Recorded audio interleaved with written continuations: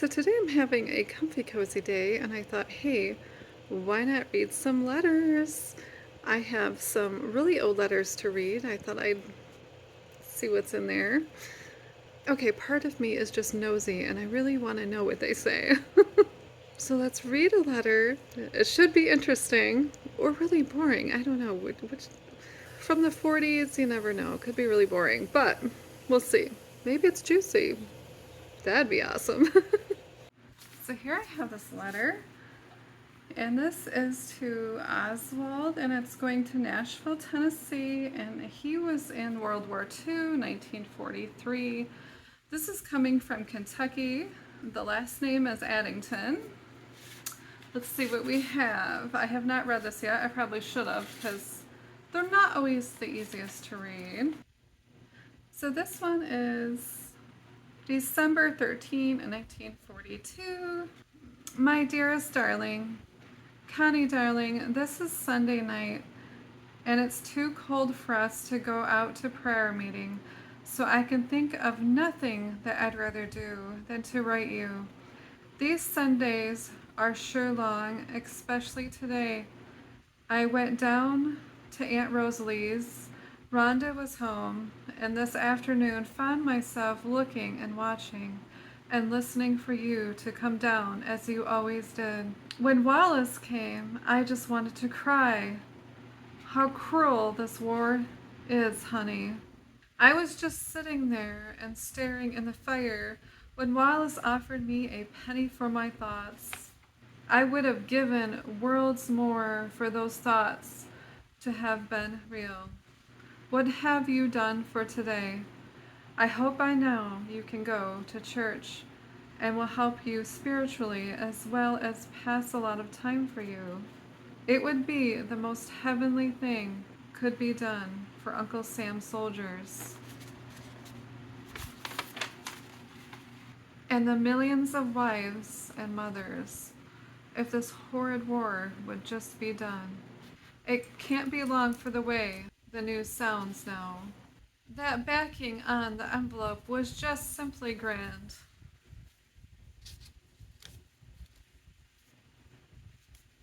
Hmm.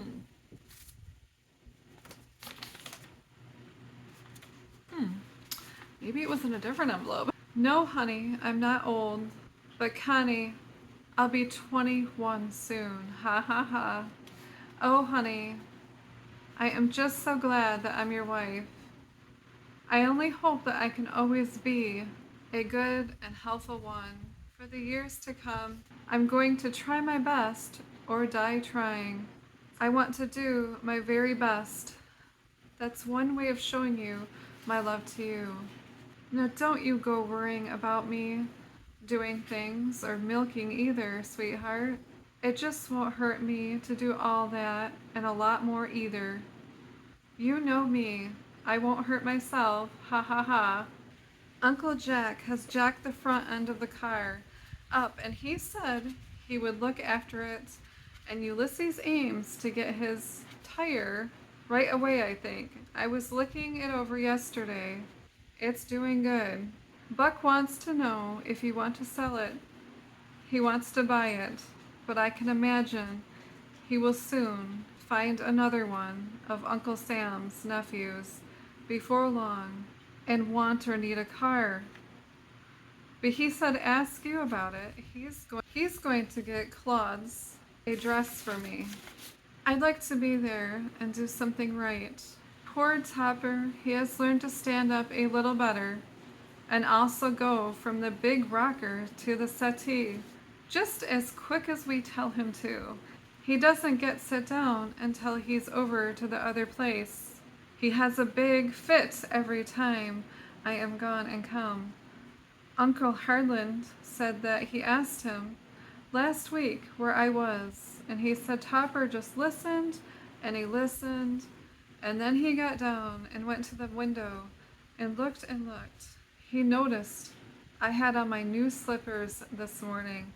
Darling, I'll be good to old Captain from now until the end, and he's gone. I'll fix a box and a little grave for him. For you, For his sake, I'll feel so sorry for him. He's getting worse all the time. Sweetheart, what does that APO mean? I can't figure that out. Rayburn's don't have that on his. It has returned awful cold, and the hen's house has gone on a strike. We got 12 yesterday, 6 at the hen house, and only 4 at the hen house today. Ray has never got around to testing them either. He glad when he can. It is so cold. I don't blame them, not a bit, for not laying. If I were a hen, I wouldn't lay either. Ha ha ha. I miss you worse at night too, darling. And also when I get up. Of course at meal times too. I love you.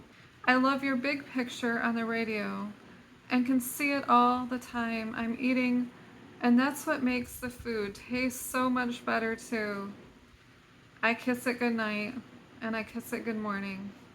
Just as I did when you were here. That glass is so cold to kiss, honey. Oh, the happy memories is what keeps me living, and also to the future, memories to come. Sweet, there are so many of them too.